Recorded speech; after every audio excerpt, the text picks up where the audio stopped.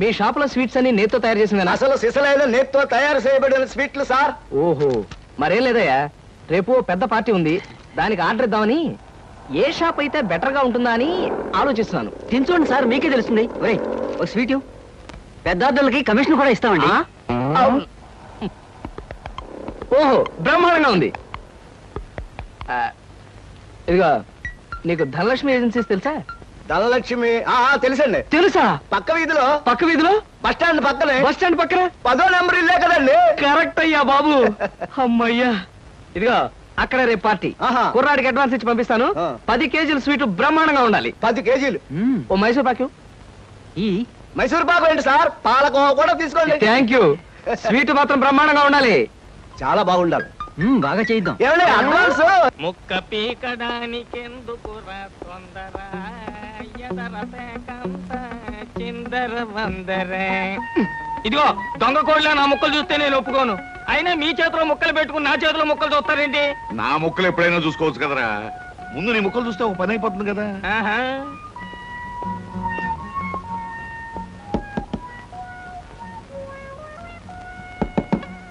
జోకర్లు బెదురుతాయి.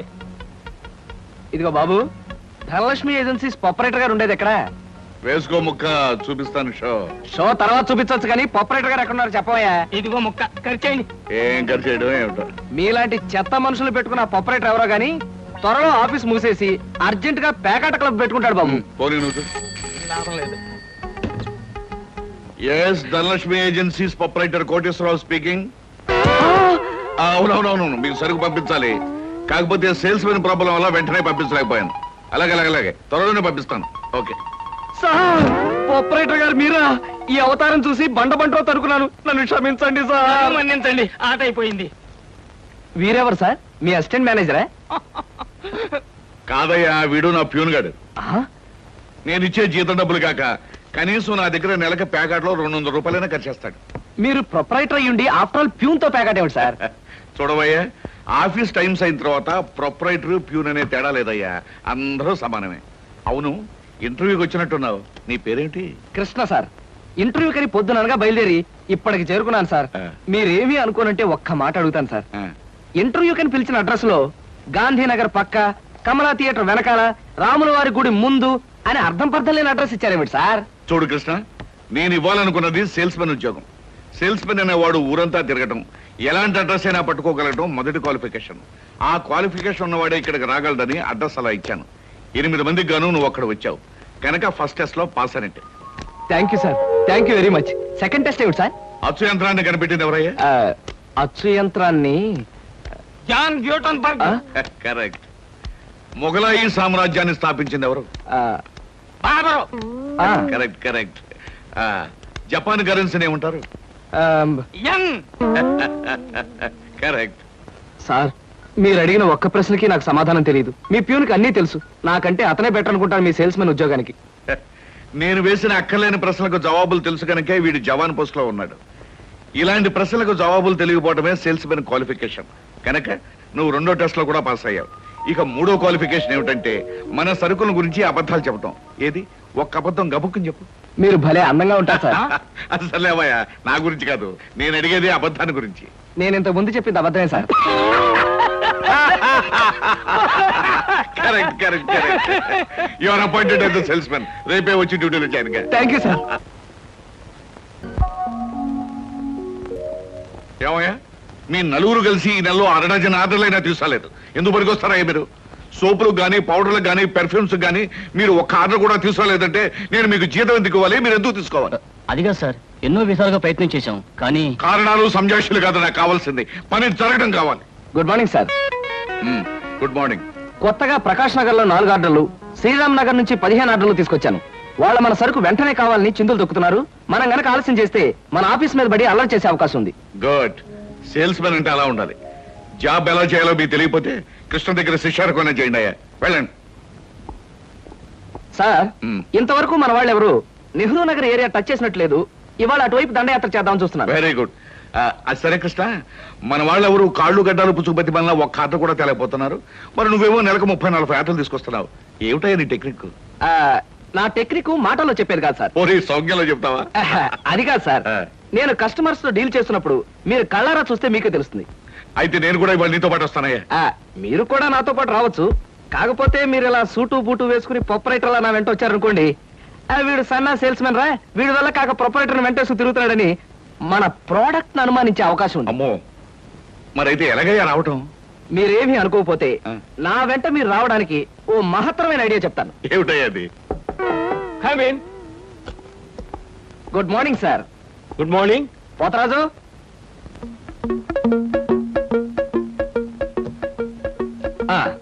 మీరు కొత్తగా పెట్టిన ఈ సూపర్ మార్కెట్ చూస్తుంటే నా మతి పోతుంది సార్. అసలు మీ సూపర్ మార్కెట్ దెబ్బకి సిటీలో ఉన్న సూపర్ మార్కెట్లని ఫ్యాట్. Thank you. By the way, నా పేరు Krishna, Dhanalakshmi agencies sales representative ని. Glad to meet you. Very nice to meet you sir. వీడు మా బాయ్. అదే పోతరాజు, నా పర్సనల్ అసిస్టెంట్. మీరు వచ్చినందుకు నాకు చాలా సంతోషం. రండి కూర్చోండి. Thank you.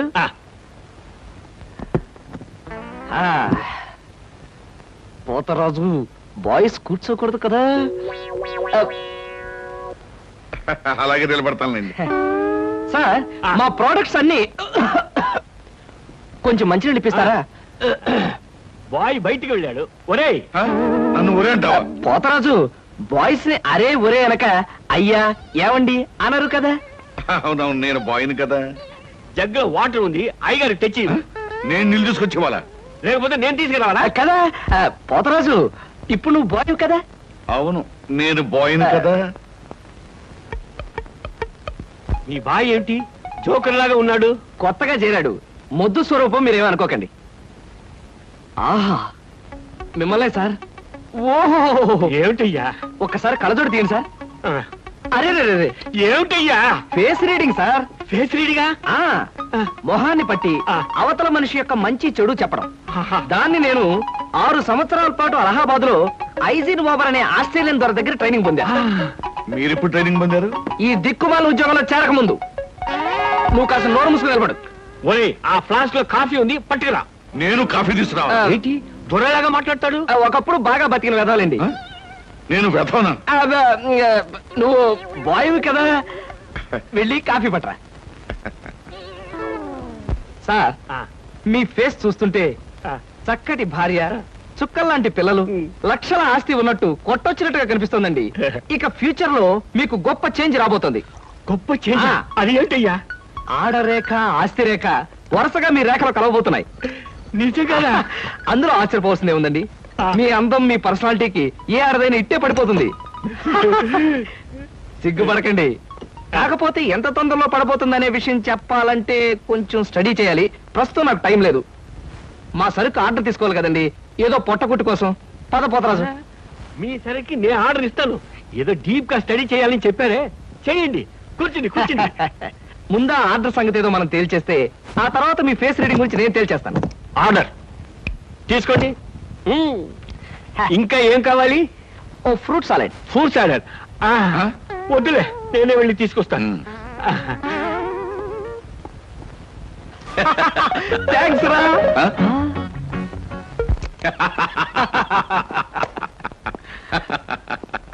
నిజంగా నీకు గొప్ప టాలెంట్ ఉందయ్యా.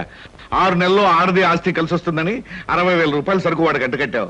అవును, అసలు నీకు ఫేస్ రీడింగ్ ఏమన్నా తెలుసా? ఫేస్ రీడింగ్ లేదు, మీటర్ రీడింగ్ లేదు సార్. ఆ మాట ఎక్కడో చదివినట్టుగా గుర్తు. ఏ మనిషికైనా ఆస్తి అమ్మాయి అప్పనంగా కలిసి వస్తుందంటే సంబరంగానే ఉంటుందిగా. ఆ వీక్నెస్ పాయింట్ పట్టుకుని వాడి చిత్త కొట్టేశా. నాతో ప్యూర్ వేషం వేయించితే వేయించావు కానీ మహత్తరమైన నీ టాలెంట్ కనిపెట్టే అవకాశం కలగజేసావయ్యా. సరే కూర్చో. పర్వాలేదు సార్. పర్లేదు, కూర్చోవయ్యా. ఇంతకాలం నువ్వు నా దగ్గర పనిచేస్తున్నా మీ కుటుంబ వ్యవహారాలు ఏమి తెలుసుకోలేదు. అసలు మీ వాళ్ళు ఎవరైనా ఉన్నారా? ఏమిటి మీ కుటుంబ పరిస్థితి? సాధారణంగా మా కుటుంబ విషయాలు చెప్పి ఎదుటి వారికి తలనొప్పి తెప్పించడం నాకు ఇష్టం లేదు. ఓ, నీ తలనొప్పి తెప్పించకుండా క్లుప్తంగా చెప్పబోయా. అంత అభిమానంగా అడుగుతున్నారు కాబట్టి చెప్తున్నాను. నేను కాకుండా మా ఇంట్లో ఉన్న వ్యక్తులు 3. మా అమ్మ దైవభక్తి, ఎదుటి వాళ్ళ మీద అభిమానం, ఆప్యాయత కలిగిన దేవత లాంటి మనిషి. ఇకపోతే మా నాన్నగారు క్రితం జన్మలో తను త్యాగరాజు, తాన్సేన్ లాంటి గొప్ప సంగీత విద్వాంసుడని ఆయన ఉద్దేశం. తన రాగాలతో ప్రజలందరికీ రోగాలు తెప్పిస్తూ, తన ఆలాపంతో ప్రజలందరినీ హాహాకారాలు చేస్తుంటే పేటలో ఉన్న వాళ్ళందరూ గొంతు పిసిగేస్తామని వాళ్ళ నిర్ణయం తెలియజేశారు. దాంతో భయపడిపోయి ఆయన బాత్రూమ్ లోనే పాడుకోవడం హాబీగా పెట్టుకున్నారు. ఆ సుగుణమే కాకుండా పేకాట పిచ్చి కూడా ఉంది. పని పాట లేని వాళ్ళందరితో చేరి పేకాట్లో ఎప్పుడు ఓడిపోవడమే కాకుండా అప్పుడప్పుడు తన బట్టలు కూడా తాకట్టు పెట్టేస్తుంటారు.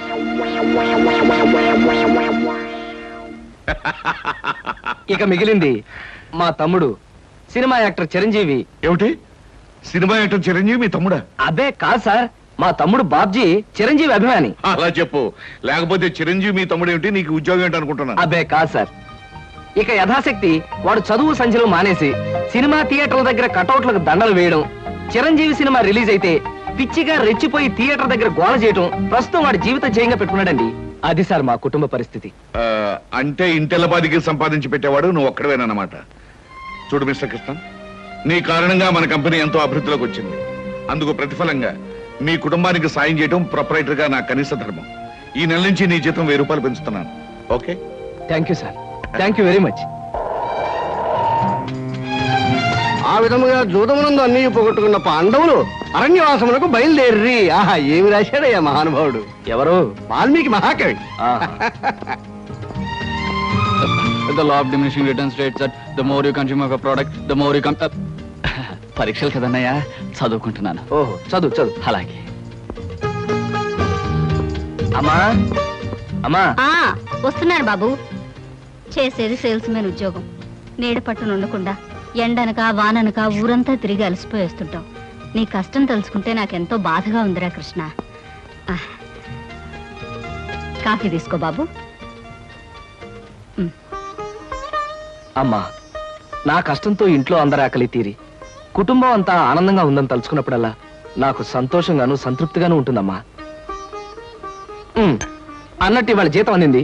ఇంటి ఖర్చులు ఏమిటో, ఎవరెవరికి ఎంతెంత ఇవ్వాలో లిస్టు రాసిస్తే. కృష్ణ, ఈ వయసులోనే సంపాదించే బాధ్యతను ఎత్తనేసుకున్నావు. కుటుంబాన్ని నడిపే బాధ్యత కూడా నీకెందుకురా? డబ్బు నాకు ఇస్తే ఖర్చులు మిగిలిన విషయాలన్నీ నేను చూసుకుంటాను. నీకివ్వడానికి నాకేమీ అభ్యంతరం లేదమ్మా. కాకపోతే ఈ కాస్త జీతంలోనూ అందరినీ మేనేజ్ చేయడం నీకు కష్టమేమోనని. ఒరే, నేను అమ్మని, నాకు ఆ మాత్రం తెలీదు. అమ్మవు కాబట్టే అందరి మాటలకు కరిగిపోయి అడిగిన వాళ్ళందరికీ కాదల్లాకి ఇచ్చేస్తావని. సర్లేరా. సరే సరే సరే, తీసుకో. నేను వెళ్ళి బట్టలు మార్చుకొస్తాను. బియ్యానికి 300. అమ్మా, నీకు విషయం చెప్పాలంటే ఏడుపు వస్తుందమ్మా. ఏడవలసిన అవసరమే వచ్చిందిరా బాబ్జీ. ఇంట్లో నాన్న సంగీతంతో హింసిస్తున్నాడని చదువుకోవడానికి బీచ్కి వెళ్ళాను. అక్కడ వాచ్ పోయిందమ్మా. ఎల్లుండి నుంచి పరీక్షలు. కనీసం చేతికి సెకండ్ హ్యాండ్ వాచ్ అయినా ఉండాలిగా. ఓ 100 రూపాయలు బొమ్మా. ఈసారైనా తగలేసుకోకుండా వాచి కొనుక్కో. అలాగే. ఇదిగో 100. అయినా వాచి బారేసుకోవడం ఏమిట్రా పిచ్చి వెధవా. ఇదిగో పార్వతి, ఇందాక వీధిలోంచి వస్తుంటేను కొందరు పెద్ద మనుషులు కనిపించి త్యాగరాజోత్సవాల దగ్గరికి వస్తున్నాయి కదా, నా వంతు ఓ 500 రూపాయలు విరాళంగా ఏమని భైరవ రాగంలో బావురమన్నారే. 500? నేను ఇలాగే అన్నాను. మీరిస్తాను ఒప్పుకున్నారా? కుటుంబం బరువు బాధ్యతలు తెలిసిన వాడిని నేనెందుకు మాటిస్తానే. కావాలంటే 2 లేక 300 విరాళంగా ఇస్తాను. ఆ రోజు ఉచితంగా కచేరీ చేస్తానని మాటిచ్చాను. పైసా కూడా అడగం. మీ కచేరీ మాత్రం వద్దు బాబు అని దండం పెట్టుంటారు. అంతేనా? కమాచు రాగంలో కాళ్ళు చేతులు వెరక్కొడతాను. నా కచేరీ అంటే బొత్తిగా భక్తి శ్రద్ధలు లేవు. ఆఖరి మాటగా 200 రూపాయలు విరాళంగా ఇస్తాను అన్నానే. ఇవ్వకపోతే బాగుండదు, ఆ తర్వాత నీ ఇష్టం. చారాస్వామి నిన్ను ఆశీర్వదిస్తాడు. 3, 4, 5. అమ్మగారు పాలకు డబ్బులండి. అమ్మగారు పచారీ సామాన్ డబ్బులండి. అమ్మగారు నా జీతం అండి. అమ్మగారు పాలకు డబ్బులండి. అమ్మగారు పచారీ సామాన్ డబ్బులండి.